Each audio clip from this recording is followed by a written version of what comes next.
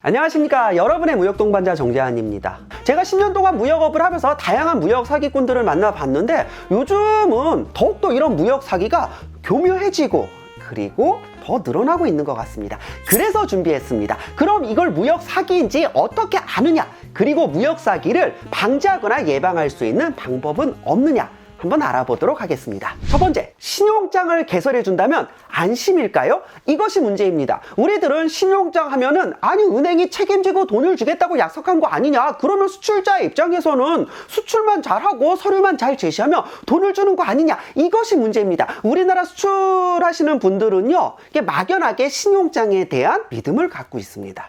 하지만 신용장이 이론과 실제가 많이 다릅니다. 제가 신용장 업무를 계속 하다 보면은 신용장을 돈을 주지 않기 위해서 개설하는 경우도 분명히 존재합니다. 사실 수입자의 입장에서 보면은 신용장의 메리트가 많이 적습니다. 신용장 개설한다고 절차 복잡해지고 수수료는 나가고, 사실 수입자의 입장에서는 신용장을 개설할 메리트가 많이 없음에도 불구하고 먼저 신용장을 개설해 준다고 한다? 한번 의심해 볼 필요가 있습니다. 신용장은 어디까지나 조건입니다. 신용장이 개설됐으면 무조건 은행에 돈을 주는 것이냐? 그렇지 않습니다. 매매 계약에 위하여 물건은 물건대로 수입자한테 넘어가고 대금 결제는 신용장을 통해 받아야 되는데 신용장 조건에 하나라도 일치하지 않으면 돈을 못 받을 수가 있습니다. 하나만 명심하세요. 신용장 조건을 100% 완벽하게 일치시키는 것은 불가능합니다. 어느 정도 사소한 하자는 깔고 갈 수밖에 없는데 수입자가 돈을 줄 마음이 없으면 이 사소한 하자를 이유로 얼마든지 돈을 안 줄 수가 있습니다. 문제는 물품은 이미 수입자한테 넘어가 있다라는 겁니다. 신용장 조건에 위하여 물품은 물품대로 먼저 수입자에게 넘어갈 수 있는 조건이 있다?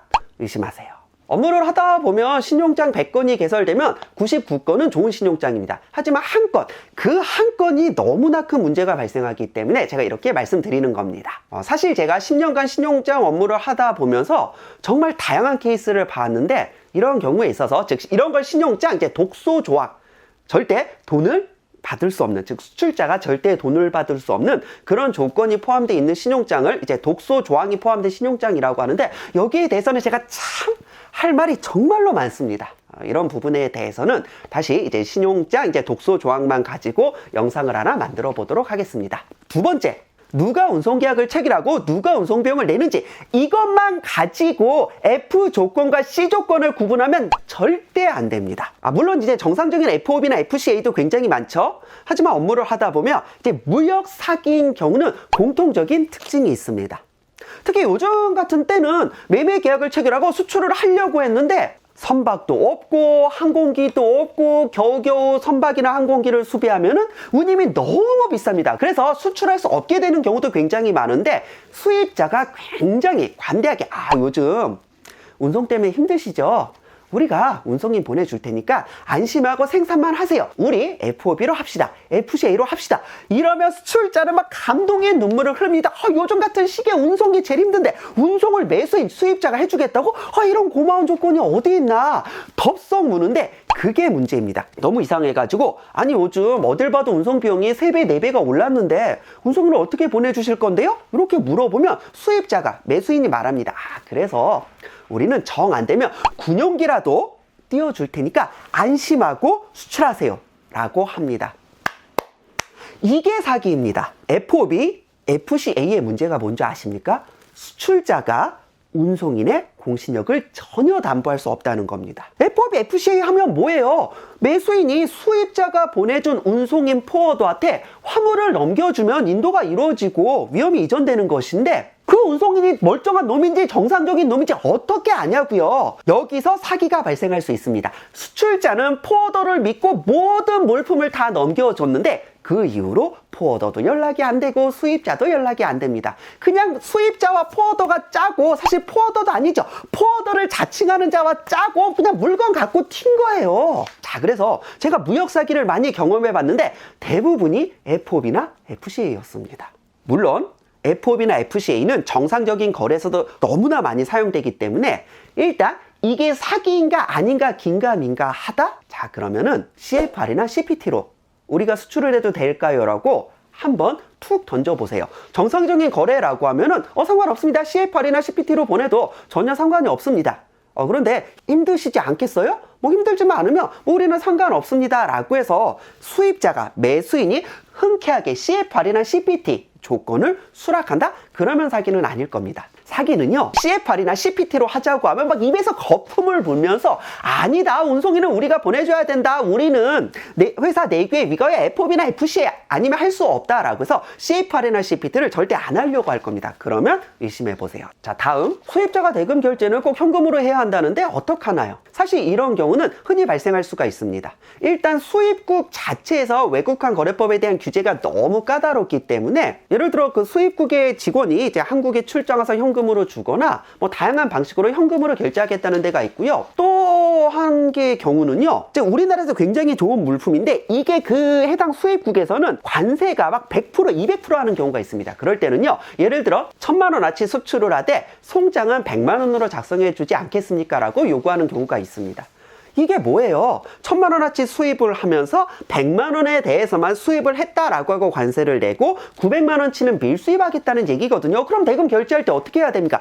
송장을 받은, 즉 수입 신고를 한 100만 원에 대해서만 은행을 통해 결제할 수가 있고요. 나머지 900만 원은 결국 현금으로 결제할 수밖에 없습니다. 일단 수입자가 밀수입을 하려고 한다. 자, 그러면서 수출 신고를 저가로 해달라느니 송장을 좀 낮은 가격으로 발행해 달라느니 요구하면은 이거는 반드시 거절하셔야 됩니다. 밀수입죄는요, 그것을 도와준 자도 함께 처벌받기 때문에 수입자가 밀수입하는 걸 뻔히 알면서 우리가 그것을 도와주는 건 안 됩니다. 그렇지만 현금으로 결제를 하겠다는데 어떻게 하나요? 실무를 하다 보면 현금으로 결제하는 상황은 늘상 발생하고요. 제가 그래서 앞에 외국환 거래법 영상을 몇몇 개를 좀 찍어놨습니다. 특히 현지에서 이제 계좌를 개설하고 이제 현지에서 정산을 하는 그런 외국환 거래법 영상도 찍어놨기 때문에 일단 수입자가 현금으로 결제한다고 하는 게 무조건 사기는 아닙니다. 그럼 결론을 말씀드리겠습니다. 첫째, 현금으로 결제하겠다는 건 사기가 아닙니다.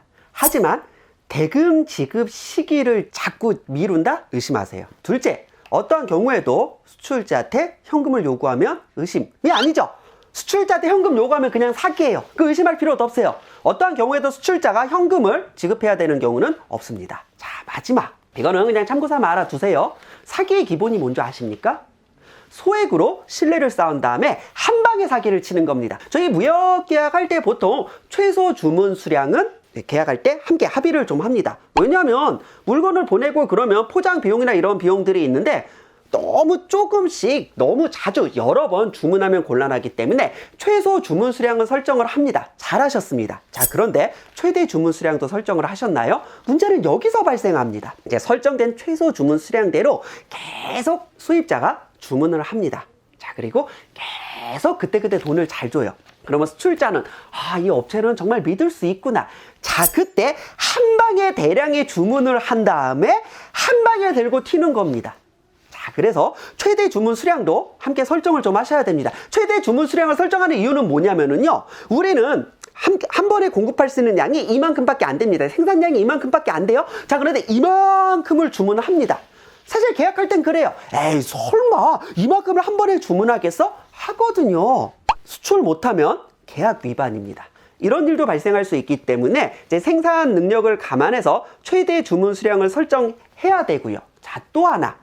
한 방에 사기치는 걸 막기 위해 최대 주문 수량을 설정해야 됩니다. 최대 주문 수량 설정과 함께 분할 성적도 함께 할 수 있게 해야 됩니다. 이만큼을 주문을 했어요. 그러면 요만큼씩만 주문할 수 있게 최대 주문 수량을 설정하고 요만큼도 몇 번에 걸쳐서 나누어서 선적할 수 있게 이제 분할 선적까지 함께 합의를 좀 하셔야 됩니다. 왜냐하면 사기를 치는 사람들은요, 이만큼을 주문해서 이만큼을 받은 다음에 이만큼을 들고 튀는 거거든요. 자, 그래서 한 방에 주문할 수 있는 양도 제한을 하고 한 방에 선적할 수 있는 양도 제한을 좀 해야 됩니다. 여기까지가 이제 무역 사기에서 일반적으로 발생하는 패턴이었고요. 사실 정상적인 거래에서도 얼마든지 발생할 수 있는 상황입니다. 무역이 어려운 게 이거예요. 제가 말씀드린 모든 것들은 정상적인 상황에서도 다 발생하고요. 무역 사기에서도 발생합니다. 정말 사기처럼 보였는데 멀쩡한 거래도 있고 정말로 멀쩡한 거래로 보였는데 사기인 경우도 있습니다. 이제 그러다 보니까